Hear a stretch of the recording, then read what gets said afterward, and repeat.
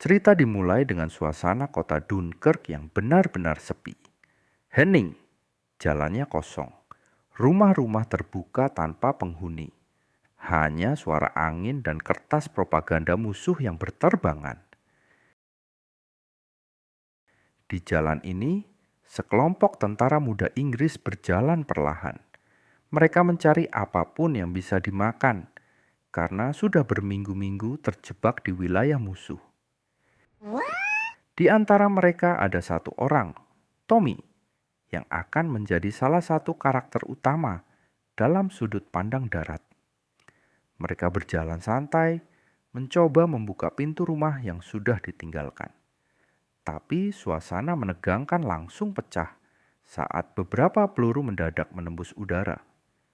Para tentara terkena tembakan dari arah yang tidak terlihat. Tommy langsung lari secepat mungkin. Ia melewati rumah, taman, pagar, dan terus berlari sampai akhirnya mencapai pagar pembatas. Ia memanjatnya, kembali berlari, dan berhasil keluar dari zona tembakan. Saat ia berbalik, rekannya sudah tidak ada. Ia satu-satunya yang selamat dari kelompok itu. Dengan nafas terengah-engah, ia akhirnya mencapai pantai Dunkirk. Dan disinilah ia melihat pemandangan paling suram dalam hidupnya. Ratusan ribu tentara berdiri berbaris di pasir, menunggu kapal untuk menjemput mereka pulang, tetapi kapal itu tidak pernah datang. Tidak ada tempat bersembunyi, tidak ada perlindungan, hanya pantai panjang yang terbuka dan musuh yang setiap saat bisa menembak atau menjatuhkan bom. Tommy bergabung dengan para tentara lain. Mereka tidak punya pilihan lain selain menunggu dan berharap. Di kejauhan terlihat beberapa kapal besar, tapi sebagian besar sudah tenggelam. Beberapa kapal medis terparkir, tetapi terlalu sedikit untuk menampung semua orang. Di pantai itu, Tommy melihat seorang tentara asing yang sedang menguburkan mayat. Tentara itu diam, tidak banyak bicara, dan terlihat bekerja keras. Ia adalah Gibson, tokoh yang nantinya menjadi sangat penting bagi Tommy. Gibson tidak berbicara sepatah kata pun. Ia hanya terus menggali pasir, memindahkan tubuh, menutupnya, dan berjalan lagi. Tommy memperhatikan dan perlahan merasa bahwa orang ini mungkin sedang berusaha menyembunyikan sesuatu. Keduanya kemudian terlibat dalam percakapan singkat, dan tanpa rencana apapun, mereka secara alami mulai menjadi rekan dalam usaha mereka untuk kabur dari neraka Dunkirk. Tak lama kemudian, suara pesawat musuh terdengar. Para tentara langsung tiarap di pasir. Bom-bom mulai berjatuhan, menewaskan banyak tentara yang tidak sempat berlindung. Ledakan demi ledakan membuat pantai bergetar, dan para tentara kembali berlari. Suasana semakin kacau. Disinilah kita mulai memahami bahwa tidak ada tempat aman di Dunkirk.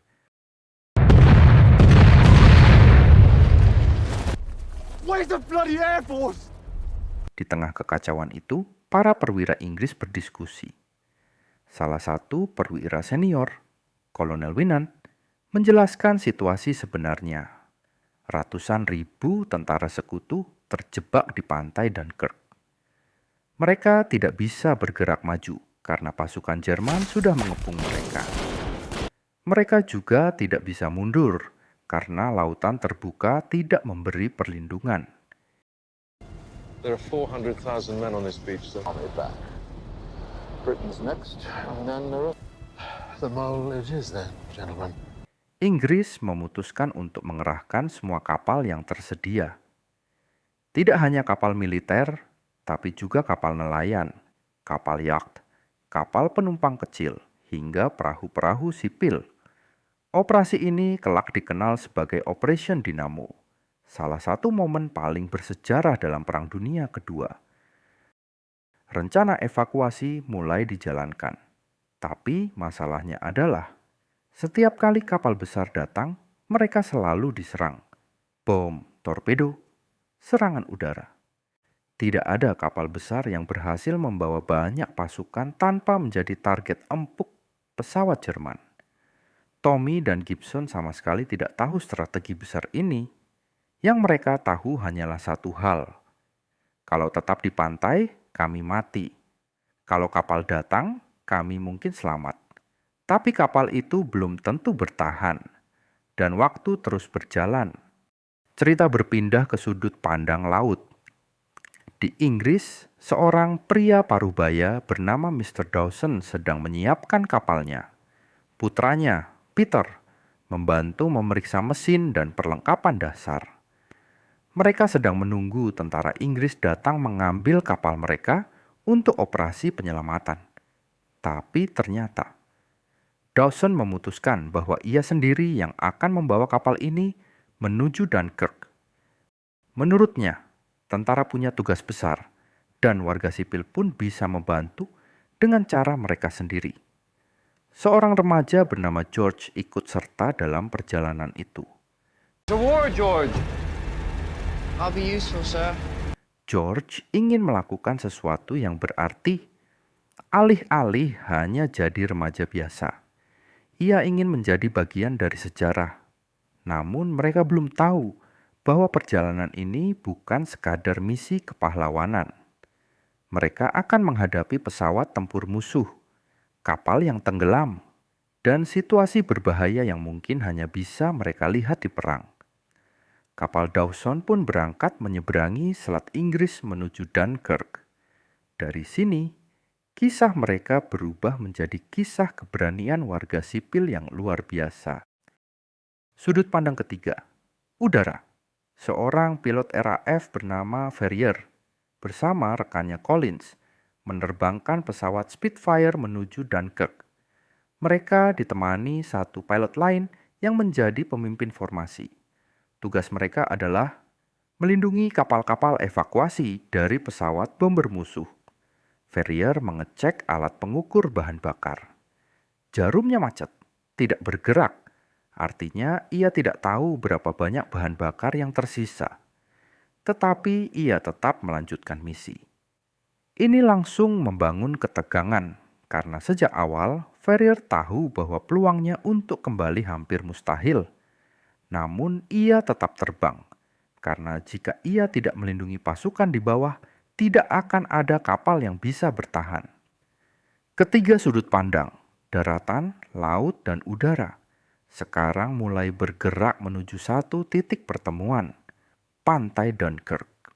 Kembali ke sudut pandang darat, Tommy dan Gibson melihat sebuah kapal medis yang akan berangkat. Hanya tentara Inggris yang terluka yang boleh naik ke kapal itu. No French. English only. English only past this. Tommy melihat peluang. Ketika seorang tentara terluka di tandu, ia ikut membantu memindahkannya, berharap bisa menyelinap masuk.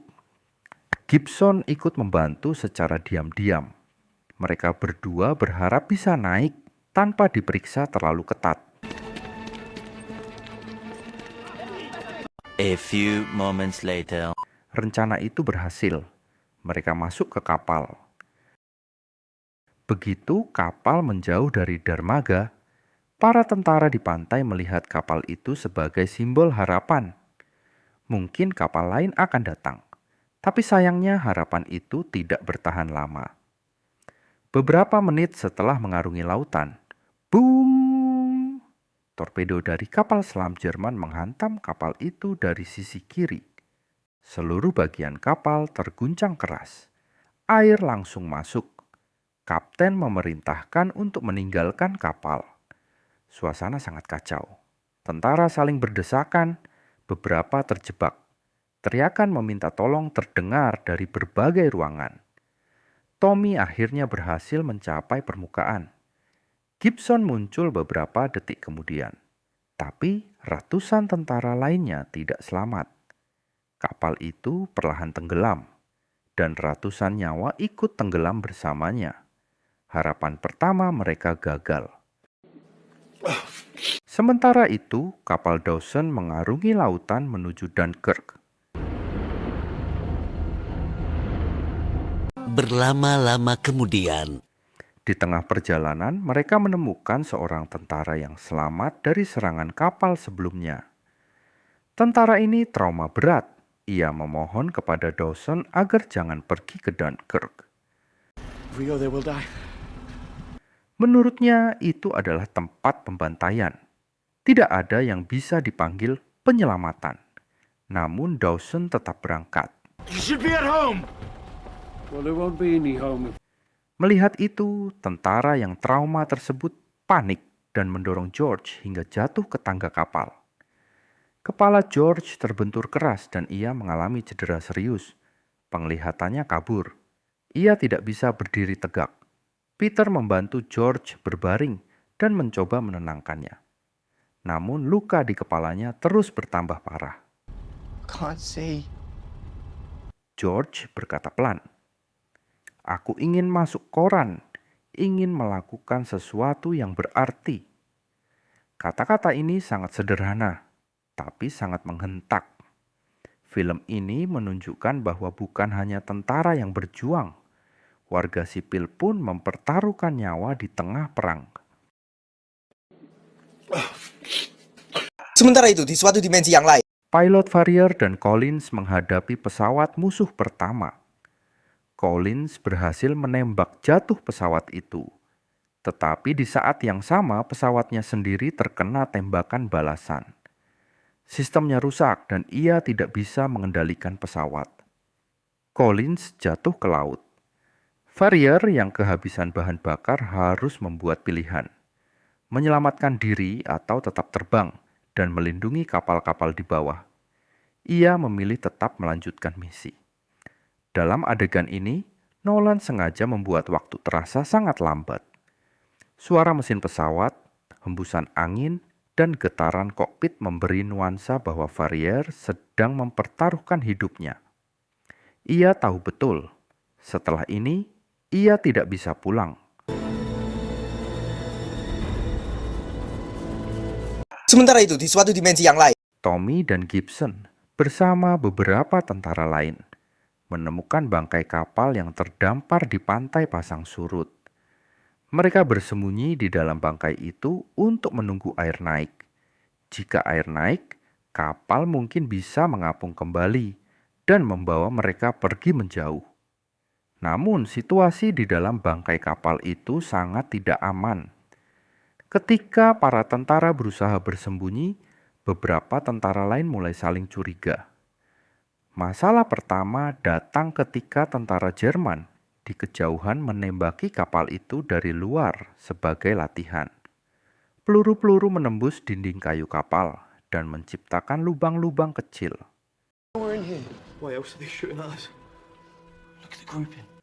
Masalah kedua datang ketika air laut mulai masuk perlahan melalui lubang-lubang itu. Ketika pasang naik mencapai puncaknya, air yang masuk semakin banyak. Para tentara sadar bahwa jika mereka tetap di situ, mereka akan tenggelam. Saat keadaan semakin genting, salah satu tentara menuduh Gibson sebagai mata-mata Jerman. Alasannya sederhana, Gibson terlalu pendiam dan tidak terlihat seperti tentara Inggris. Akhirnya, Gibson terpaksa mengungkapkan identitasnya. Ia sebenarnya adalah seorang tentara Prancis. Ia mengambil seragam Inggris dari mayat tentara yang ia kuburkan di awal film.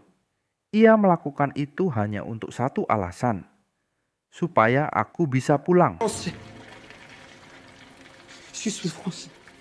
Para tentara lain tidak peduli. Mereka panik, stres, dan menyalahkan Gibson atas posisi mereka yang terjebak. Tommy membela Gibson, mengatakan bahwa mereka semua sama-sama ingin hidup. Tapi situasi makin parah. Kapal itu mulai tenggelam. Satu persatu tentara melompat keluar dari kapal yang terisi air. Tommy berhasil keluar. Namun Gibson tersangkut pada jaring di bagian dalam kapal. Ia berusaha melepaskan diri, tapi air semakin tinggi. Tommy mencoba menolongnya, namun arus pasang sangat kuat. Gibson tewas tenggelam. Ini adalah salah satu adegan paling emosional. Seorang pria yang hanya ingin pulang malah meninggal bukan oleh peluru musuh, tapi oleh air laut yang naik perlahan. Setelah lolos dari kapal karam, Tommy kembali ke permukaan. Dan inilah titik balik besar film. Puluhan kapal kecil dari Inggris mulai bermunculan di cakrawala. Kapal Dawson, kapal nelayan, kapal keluarga, kapal wisata, dan banyak kapal sipil lainnya membentuk barisan panjang menuju pantai Dunkirk. Para tentara yang awalnya sudah putus harapan kini mulai berteriak gembira. Mereka tidak percaya bahwa warga sipil akan mengambil risiko sebesar ini. Home.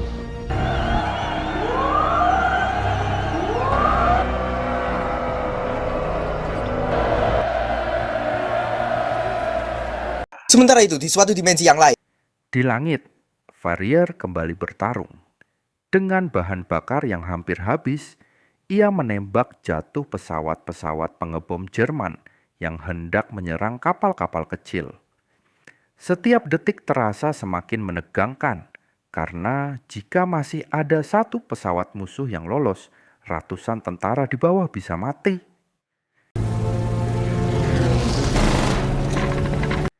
Di pantai, Tommy dan ribuan tentara lainnya berlari ke laut untuk naik ke kapal sipil. Kapal Dawson menarik tentara sebanyak yang bisa mereka tampung. Namun tragedi menimpa George. Cedera kepalanya terlalu parah.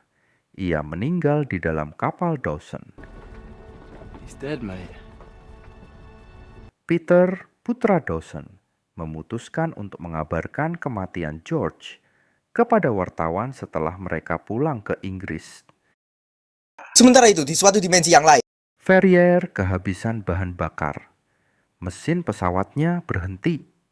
Namun ia melihat sebuah pesawat musuh yang hendak menyerang tentara di pantai. Dengan pesawat yang hanya melayang tanpa mesin, ia mengarahkan hidung pesawatnya dan dor! Ia berhasil menjatuhkan musuh itu.